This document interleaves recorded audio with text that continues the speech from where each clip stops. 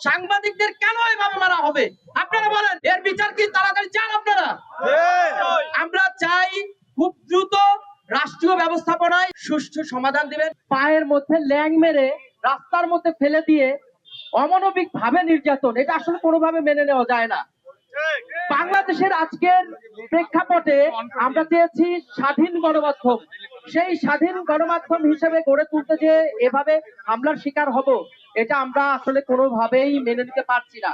আমাদের এই স্বাধীন গণমাধ্যম এবং আমরা যাতে সুন্দরভাবে বাংলাদেশে সুশৃঙ্খল ভাবে সংবাদ সংগ্রহ করতে পারি, সেই ব্যবস্থা করে দিতে হবে। বিশেষ করে পুলিশ প্রশাসন যারা রয়েছে, রাষ্ট্রীয় ব্যবস্থাপনায় যারা রয়েছে, তারা নিশ্চয়ই দেখেছেন এবং জানেন আজকে আমরা যেখানে অন্যের সংবাদ সংগ্রহ করি, সেই সংবাদ সংগ্রহের তালিকায় আজকে আমরা খবরের কাগজে যাচ্ছি বা ইলেকট্রনিক মিডিয়ায় সংবাদের শিরোনাম হচ্ছি।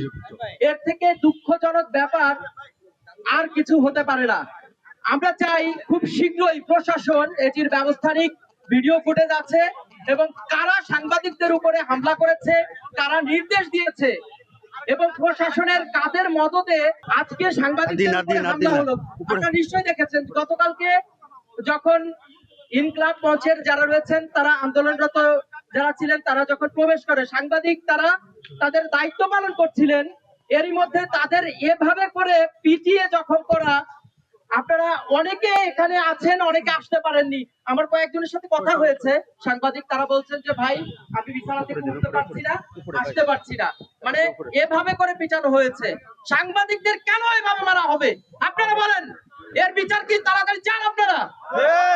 আমরা চাই খুব দ্রুত রাষ্ট্রীয় ব্যবস্থাপনায় এবং বিশেষ করে আইন শৃঙ্খলা রক্ষাকারী বাহিনী যারা রয়েছেন, ঊর্ধ্বতন কর্মকর্তা, তারা এর সুষ্ঠু সমাধান দিবেন, বিচার দিবেন।